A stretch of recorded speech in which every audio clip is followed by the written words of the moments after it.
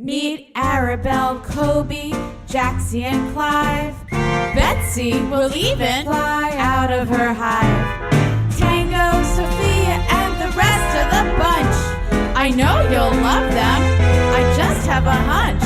It's Miss Danielle's Preschool Buds.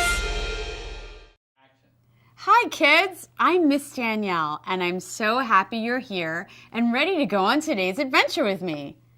Today's story is about all of our kind kids' friends. Arabelle, Rupert, Betsy, Kobe, Sophia, Jaxie, and Tango. They're all in today's story, including a few more friends you may not have met yet. But I bet you're wondering why I'm wearing a scarf and gloves. It's not because I'm cold. It's because our story today takes place during one of my favorite times of the year. Can you guess what that is? Let me give you some clues. Well, it might be a little colder than usual in most places. Some people might build a snowman or decorate a tree. Or they might light some candles or go visit some special people. What else? I know, during this time of year, you might buy gifts for people that you care about. And if you're in school, you might even have a few days off. I'm sure you guessed it by now. It's winter holiday time. Where I live, it's usually cold and snowy. But in other parts of the world, it might be warm enough to go outside without a coat on, or even go swimming. Take a look at some of these places that are celebrating holidays around the world. It sure looks a lot different in California than it does in Colorado in December. And look at the ice in this picture. This is a country called Iceland. And you can see why it got its name. Brr! In Australia, it's not even winter in December. It's actually their summer.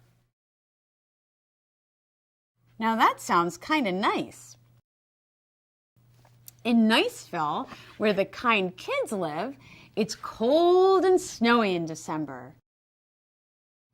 Everyone is bundled up with coats and scarves and gloves and hats.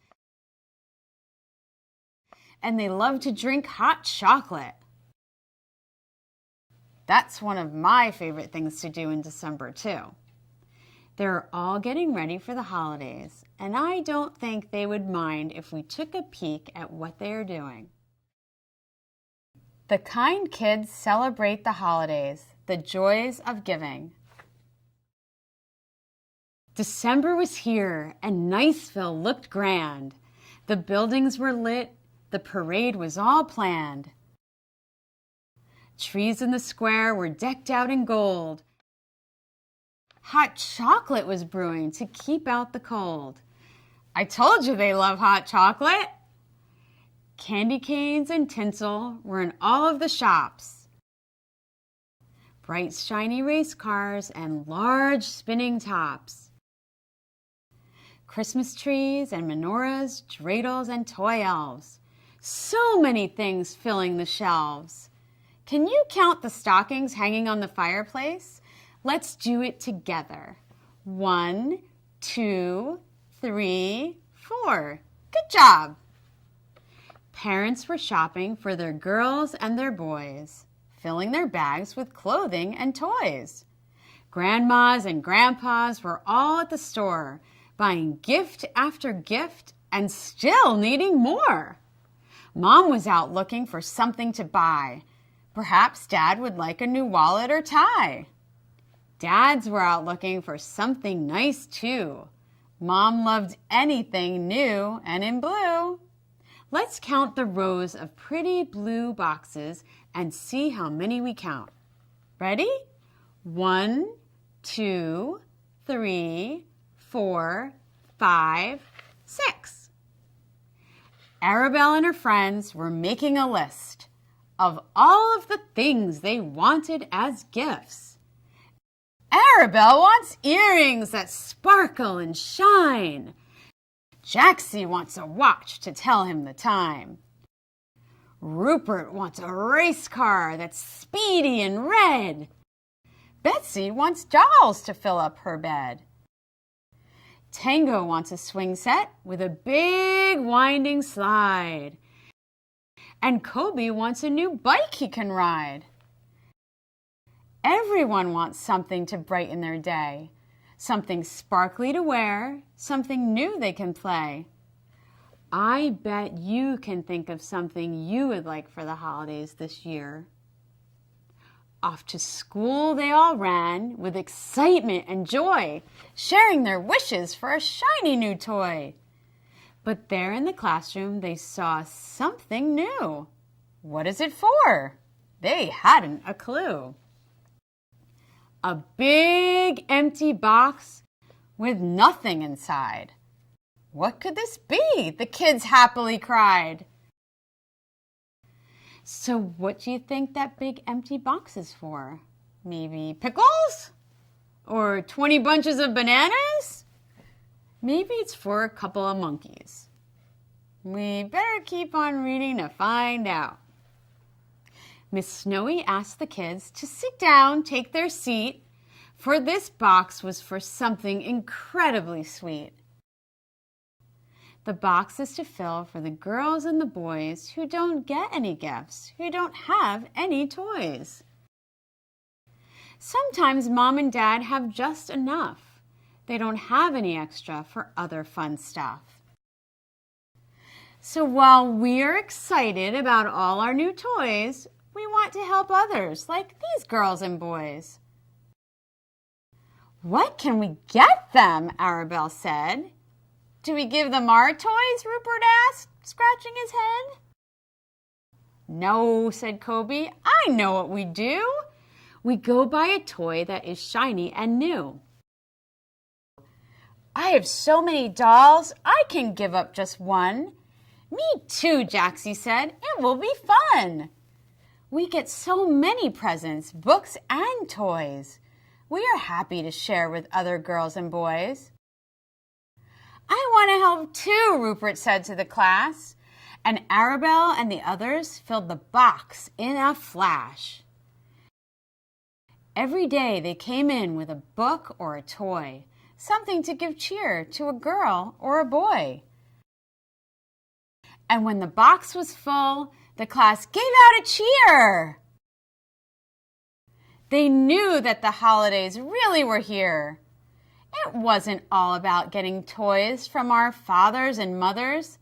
They knew it was also about giving joy to others. The kids would ask now, is our empty box here? How many toys can we give out this year? They were happy to get presents, a new book or toy, but were equally happy giving others some joy.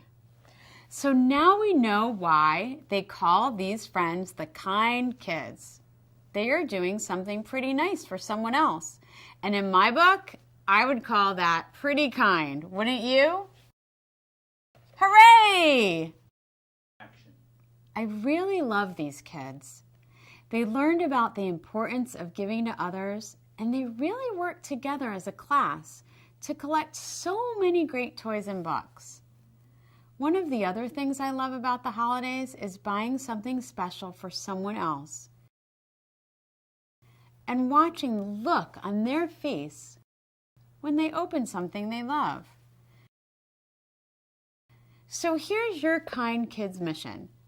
Today we learned about the joys of giving to others from our friends, the Kind Kids. Think about something nice that you would like to do for someone else and ask your mom or dad or teacher or friend to help you do that. I'm going to take a basket of books and bring it to the firehouse in my town where they're collecting toys and books for kids who don't have any. I know it will make them happy, but you know, it really makes me feel good inside too. And I can't wait to hear about the great things that you're going to come up with. But before we go, we have one more thing to do. It's time to sing our goodbye song. Will you sing with me? It's time to say goodbye. It's time to say goodbye. It's time to laugh and not to cry. It's time to say goodbye. Sayonara, they will say when Japan ends the day. It's time to laugh and not to cry. It's time to say goodbye. Adios in Peru. In France, they bid adieu. It's time to laugh and not to cry. It's time to say goodbye. Italy says ciao. It's time to go for now. It's time to laugh and not to cry. It's time to say goodbye. Bye-bye. See you next time. I'm Miss Danielle. I would like to invite you to bring the Preschool Buds experience home. Visit us at daniellelindner.com, where you will find activities, coloring pages, a fun-filled newsletter just for parents and kids, and all of Miss Danielle's Preschool Buds.